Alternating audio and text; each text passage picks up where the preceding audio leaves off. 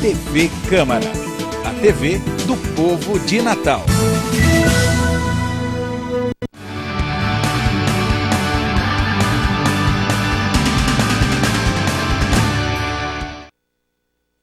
Olá, o Com a Palavra Especial 2016 conversa hoje com o vereador George Câmara, do PCdoB. Ele está concluindo o terceiro mandato aqui na Câmara Municipal. Vereador, bem-vindo ao Com a Palavra. Muito obrigado, quero cumprimentar você, Virgínia, e a você que nos assiste em sua casa, né? É um prazer voltar a essa retomada do Com a Palavra. Pois é, e dessa vez para a gente analisar, o senhor está concluindo o terceiro mandato, houve alguma interrupção, o senhor retomou, está concluindo agora esse mandato que começou em 2012 e terminando em 2016. Vereador George Câmara, se o senhor pudesse resumir esse momento que o senhor está deixando a casa, o que é que o senhor diria? Olha, Virgínia, eu sou oriundo do movimento popular, né, estudantil e mais particularmente sindical.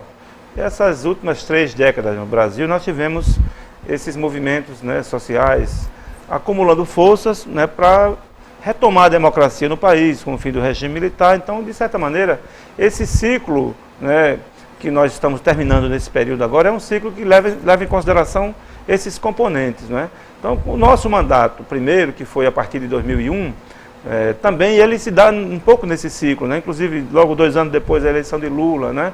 É um ciclo democratizante, né? Gerando mais oportunidade para as pessoas pobres no país. Então é um ciclo que, de certa maneira, marcou esses últimos 13, 14 anos no Brasil. E os nossos 2 mandatos mais recentes, de 2008 a 2012, 2016, também se dão nesse ciclo, né?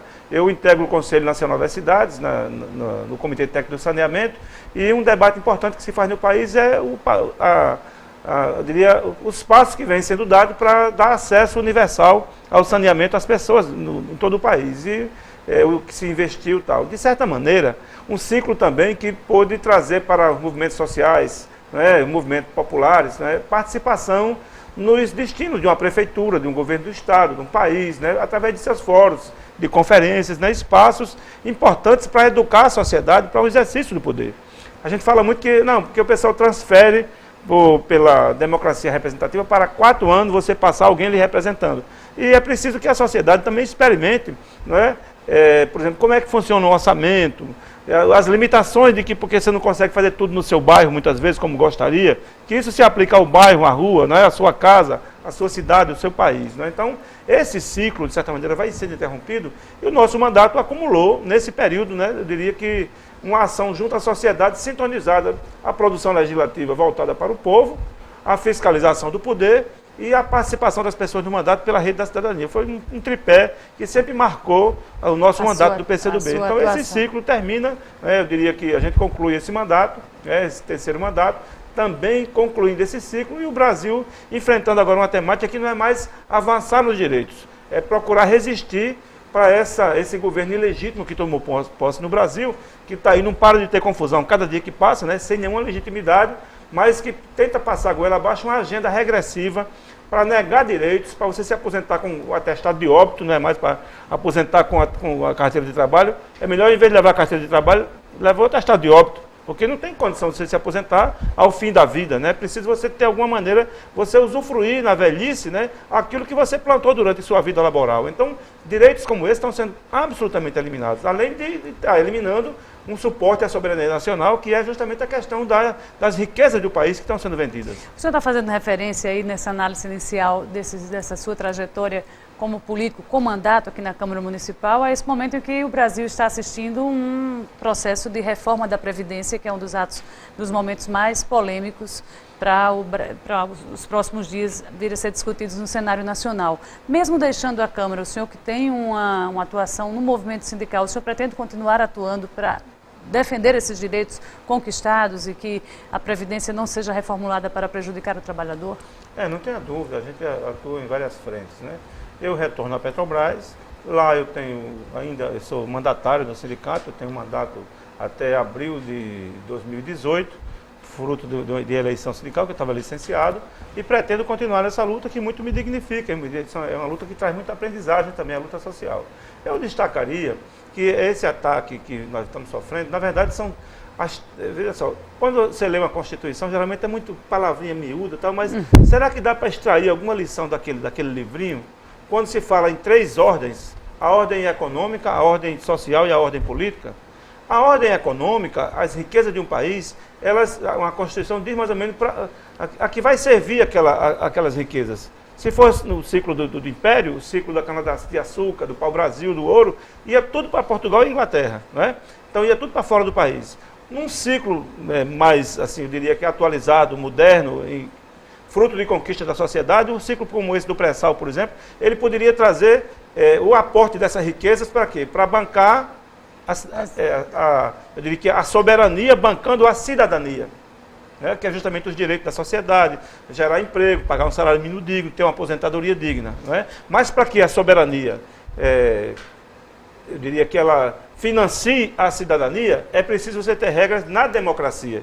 Então a ordem econômica, dando suporte à ordem social, com base na regra da ordem política. Então não é à toa que foi preciso um golpe para tirar uma presidente eleita com 54 milhões e meio de votos. Esse golpe de ataque à democracia, para quê? Para que a soberania não banque mais a cidadania. Então, para que os destinos do país sejam definidos por pessoas que não têm, são só das elites, que têm uma visão elitista, inclusive para fora do país, para vender nossa riqueza. Está aí a agenda de Serra e do PSDB em relação ao pré-sal na Petrobras, dominando essa entrega desse patrimônio, e esse ataque que o PMDB está fazendo, juntamente com o PSDB, à democracia. Atacar direitos, né? Não tá mais condição de ter acesso, os filhos dos pobres não podem mais, o filho do gari não vai poder mais ser um médico a prevalecer essas orientações. O problema é que a população pode aceitar ou não. Então, usar a soberania, vender a soberania para deixar de bancar a cidadania e, com isso, atacar a democracia, não vai valer certamente é uma coisa que você está acendendo, riscando um fósforo com querosene e lenha, certamente vai ter problema, porque as pessoas não vão aceitar. A sociedade que experimentou algumas coisas assim importantes, socializantes, né, democratizantes, não vão aceitar retrocessos. Vereador, e quais são as perspectivas que o senhor vê para 2017 nas relações políticas no Brasil?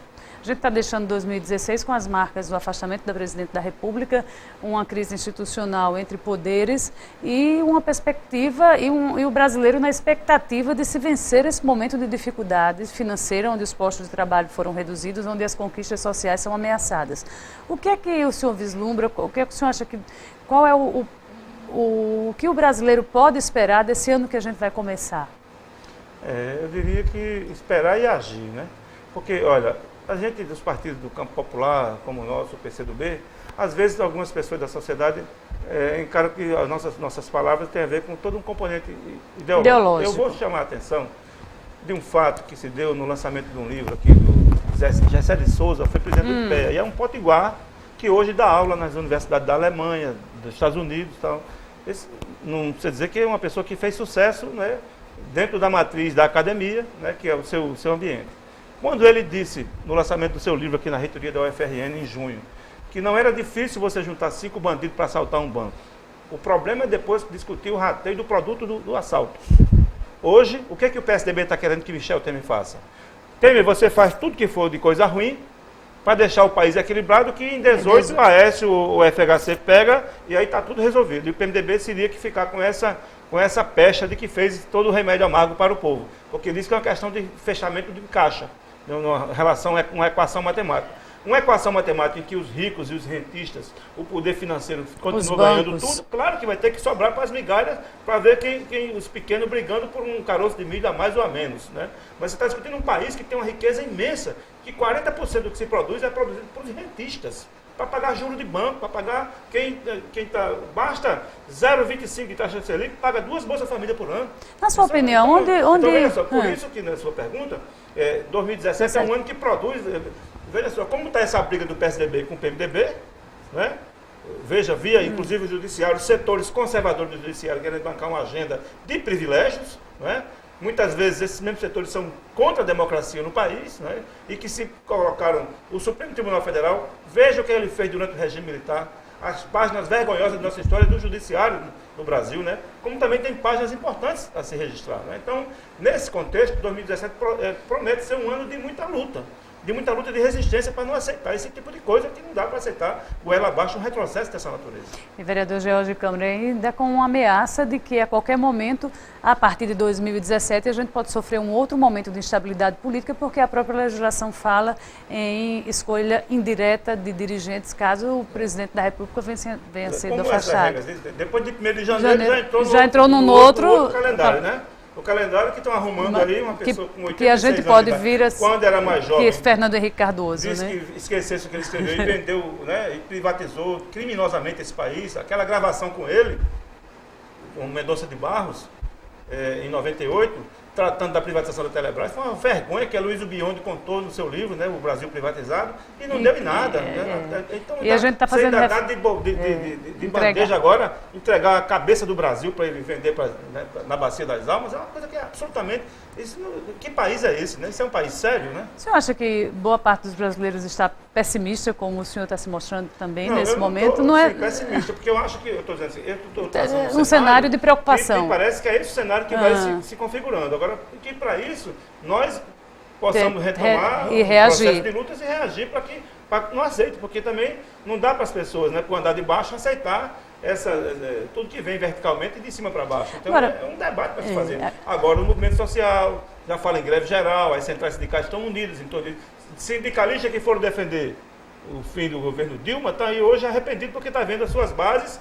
Como é que você vai, na força sindical, dizer, por exemplo, que na minha base aqui nos metalúrgicos de São Paulo, eu estou convivendo com as pessoas que dizem, como é que você defendeu que eu me aposente agora aos 65 anos de idade? Eu que contribuí desde pequenininho. Então começa a entrar em certas contradições e isso faz com que o movimento social vá se unificando em torno de quem tem realmente compromisso com essas lutas. Então promete estudantes ocupando a escola porque não aceitam o retrocesso na educação, né?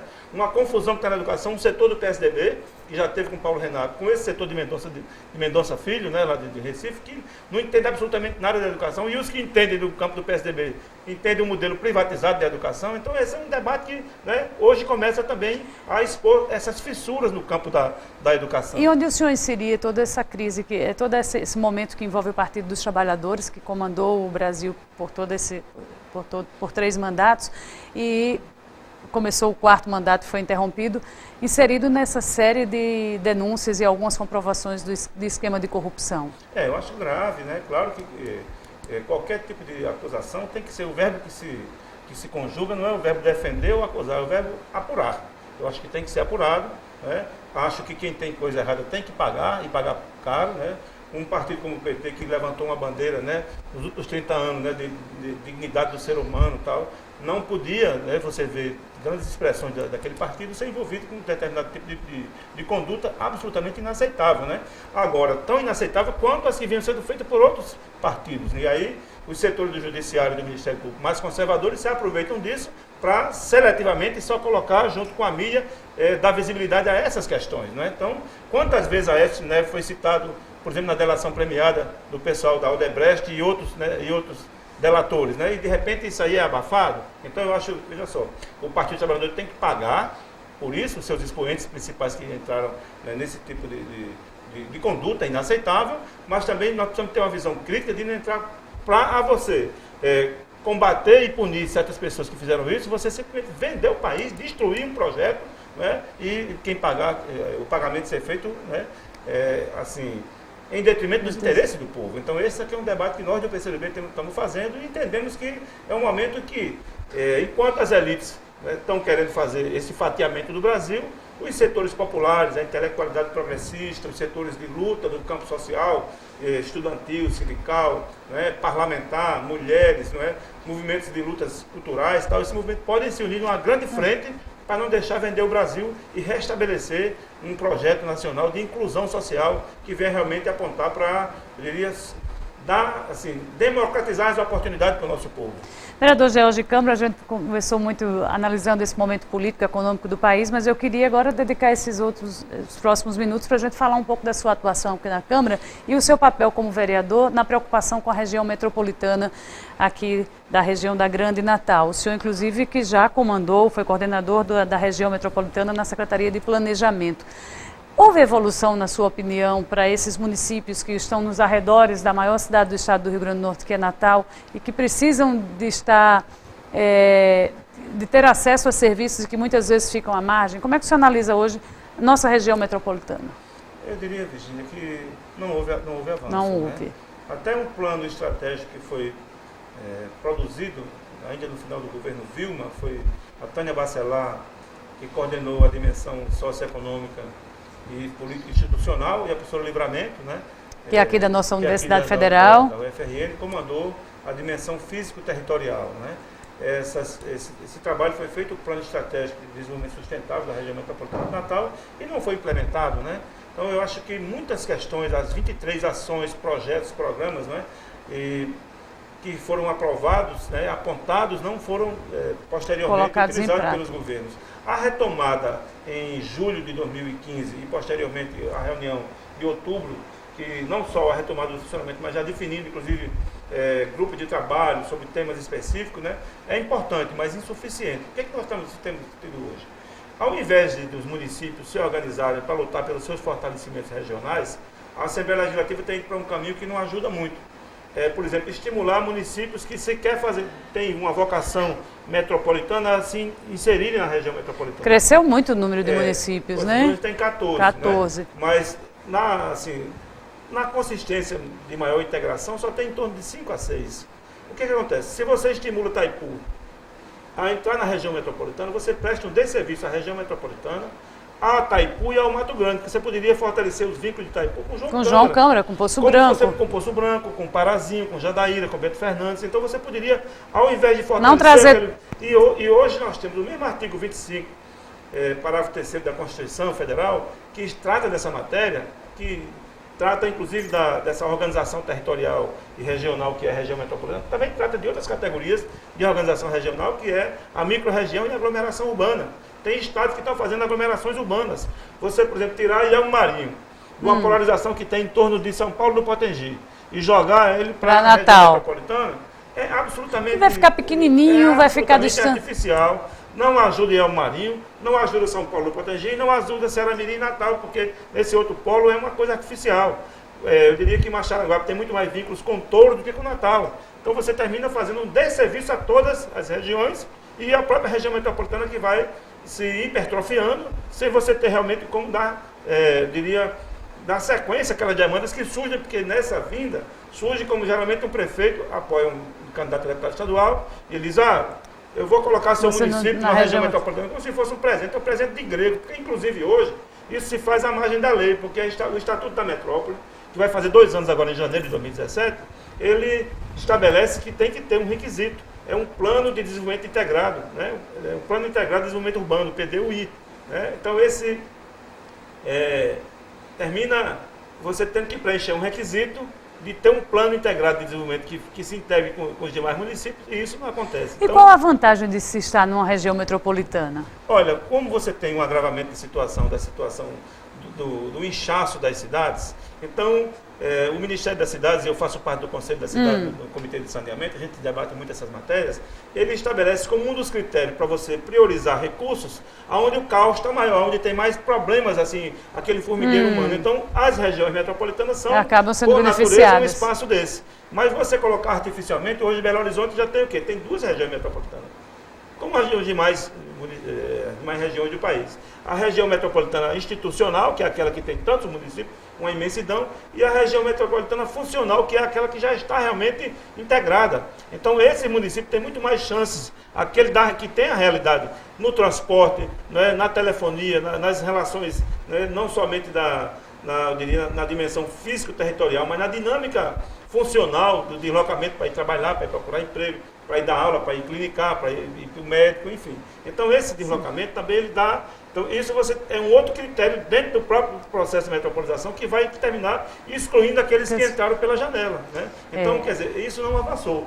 E nosso mandato tem também olhado muito essa questão, mas nós temos olhado também assim, que um espaço de poder como é a Câmara Municipal, ele pode ter diálogos com a sociedade, e nós tivemos essa marca também do nosso mandato. Trouxe ao realizou várias audiências públicas. Nesse momento mais recente, a lei da ficha limpa, por exemplo. A lei da ficha limpa, a primeira que nós fizemos aqui, foi nossa iniciativa, foi ainda em novembro de 2010, quando a gente tinha, inclusive, acabado de ser aprovado em junho, mas nós pedimos para sobrestar porque existia uma matéria, essa matéria não estava pacificada no Supremo Tribunal Federal, de quando começaria, qual era a abrangência, a eficácia imediata ou não, enfim. Então, quando retomou, já em 2012, né, em fevereiro, a gente fez tramitar, com essa decisão do Supremo de ter eficácia imediata, né, eficácia plena imediata, a gente fez tramitar e aprovou a lei da ficha limpa que proíbe, nível municipal, nomear pessoas que tenham, quem não pode se candidatar a vereador, imagina, o sujeito não pode se candidatar a vereador, não pode fiscalizar a despesa, aí pode ser secretário de saúde, pode ordenar a despesa, não é muito mais grave, né? Então, por isso, nossa lei estabelece esses parâmetros. Como também a publicidade impessoal, você não pode trabalhar os símbolos, né, de um prefeito, Carlos Eduardo, do governador, qualquer que seja, tem que ser o símbolo da cidade, o símbolo da institucionalidade, o pertencimento se dá à cidade. Aí você termina levando a população a endeusar a figura de uma pessoa, quando você termina perdendo os vínculos com a cidade, defender a sua escola, o seu bairro, a sua rua, né, a iluminação pública, enfim. Vereador, o senhor pretende, deixa o mandato agora em 31 de dezembro, disse que volta para a militância, retorna a Petrobras, que é a sua casa de origem, mas o senhor não deixa a política. Pretende ainda disputar um mandato? Presidente do Comitê Municipal do PCdoB de Natal. E nós temos todo um trabalho, né, voltado para o fortalecimento partidário, né, sintonizado com o Comitê Estadual, né, do Rio Grande do Norte, que é presidido pelo nosso colega, né, camarada Antenor Roberto, né, então a gente pretende dar sequência ao crescimento do partido no conjunto do Estado e também na região metropolitana e particularmente em Natal. Disputa as eleições de 18? É um debate para se fazer no partido, né, a gente precisa ainda amadurecer esse processo, né, não estaria assim, antecipando ainda, porque muita coisa pode acontecer daqui até lá, né. A gente está a serviço do partido, um projeto de sociedade, portanto, submetido a essas diretrizes partidárias, né? Evidentemente conversando com pessoas amigas, com pessoas que nos apoiam, né? Com vários segmentos, mas também buscando incorporar outras pessoas da PCdoB para que possa também colocar caras novas na política para disputar mandatos. Vereador George Câmara, muito obrigada por sua participação Com a Palavra Especial. Um bom final de ano para o senhor, um fim de mandato. Para você e todos que fazem a TV Câmara, parabéns pelo sucesso, um abraço e para você que nos assiste, um Feliz Natal e um Feliz Ano Novo. Obrigada, vereador. E o Com a Palavra Especial com o vereador George Câmara fica por aqui, mas você acompanha outras entrevistas no decorrer da nossa programação.